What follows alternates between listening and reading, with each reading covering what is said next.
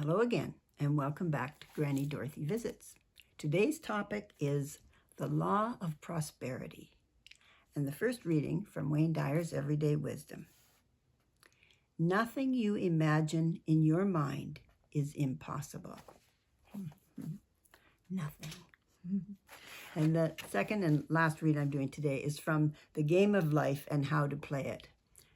Bear in mind the writing's a little bit different in just the way they talk then, or the way she talks anyway, is different. It's Frances Scovel Shinn, and this was actually written in 1942, even before my time. So the law of prosperity. Quote, "Yea, the Almighty shall be thy defense, and thou shalt have plenty of silver."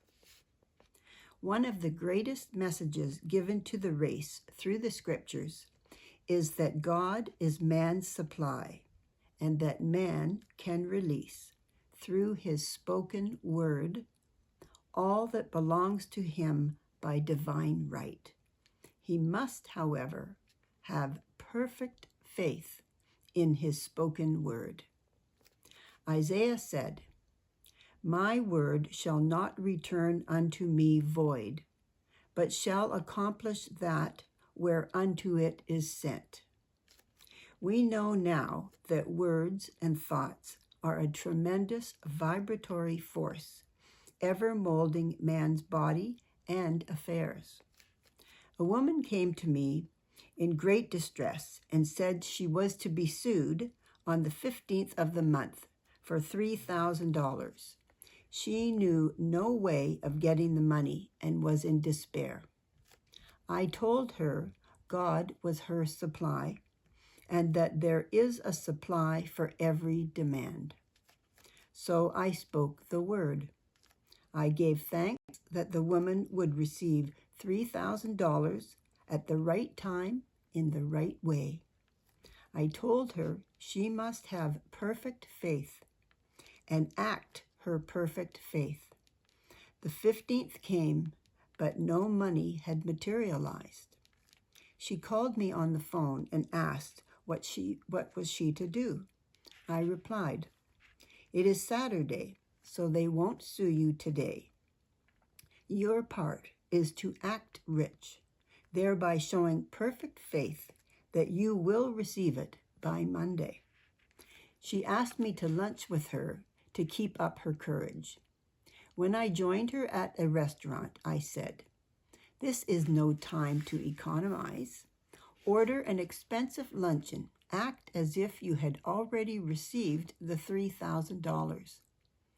All things whatever ye ask in prayer, believing ye shall receive." Was quote. Quote, "You must act as if you had already received." End of quote. The next morning, she called me on the phone and asked me to stay with her during the day. I said, "No, you are divinely protected and God is never too late." In the evening, she phoned again, greatly excited, and said, "My dear, a miracle has happened.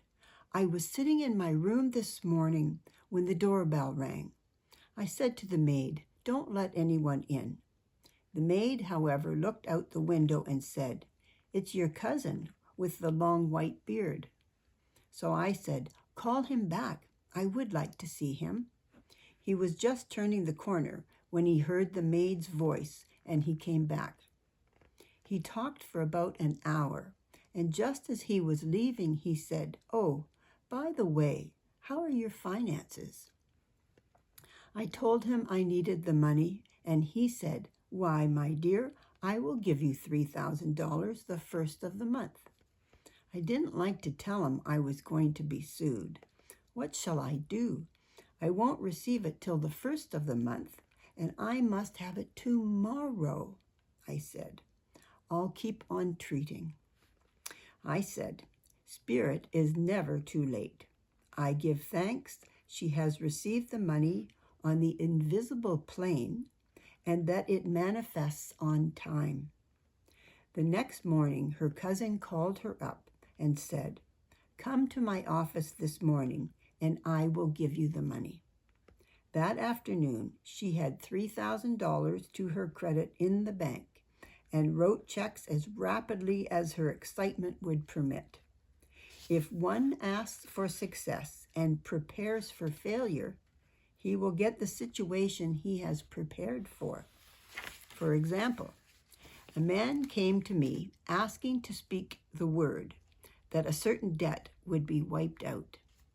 I found he spent his time planning what he would say to the man when he did not pay his bill, thereby neutralizing my words. He should have seen himself paying the debt. We have a wonderful illustration of this in the Bible, relating to the 3 kings who were in the desert without water for their men and horses. They consulted the prophet Elijah, who gave them this astonishing message. Thus saith the Lord, ye shall not see wind, neither shall you see rain, yet make this valley full of ditches. Man must prepare for the thing he has asked for when there isn't the slightest sign of it in sight. For example, a woman found it necessary to look for an apartment during the year when there was a great shortage of apartments in New York. It was considered almost an impossibility, and her friends were sorry for her and said, "Isn't it too bad? You'll have to store your furniture and live in a hotel." She replied, "You needn't feel sorry for me. I'm a Superman, and I'll get an apartment." She spoke the words. Infinite Spirit opened the way for the right apartment. She knew there was a supply for every demand, and that she was unconditioned, working on a spiritual plane, and that one with God is a majority. I like that line, eh? One with God is a majority. She had contemplated buying new blankets when the tempter, the adverse thought or reasoning mind, suggested, "Don't buy the blankets. Perhaps after all you won't get an apartment and you will have no use for them." She promptly replied to herself, "I'll dig my ditches by buying the blankets." So she prepared for the apartment, acted as though she already had it. She found one in a miraculous way, and it was given to her, although there were over 200 other applicants. The blankets showed faith. It is needless to say that the ditches dug by the 3 kings in the desert, air-filled to overflowing. Read 2 Kings. Getting into the spiritual swing of things is no easy matter for the average person. The adverse thoughts of doubt and fear surge from the subconscious. They are the army of the aliens, which must be put to flight. This explains why it is so often, quote, darkest before the dawn.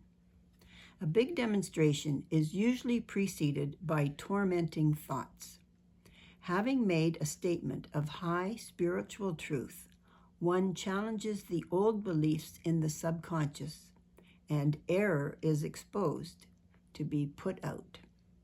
This is the time when one must make his affirmations of truth repeatedly and rejoice and give thanks that he has already received. Quote, "Before ye call, I shall answer." End of quote. This means that every good and perfect gift is already man's, awaiting his recognition.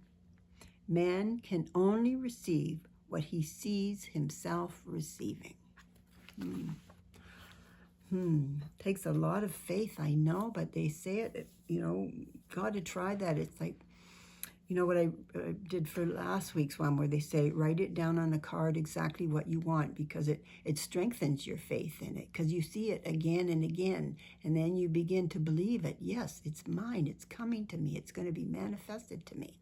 So we have to work at it. We have to be mindful. We can't just lay back and just wait for things to happen. We have to picture in our mind exactly what we want and ask for it and have the faith that it's coming to us.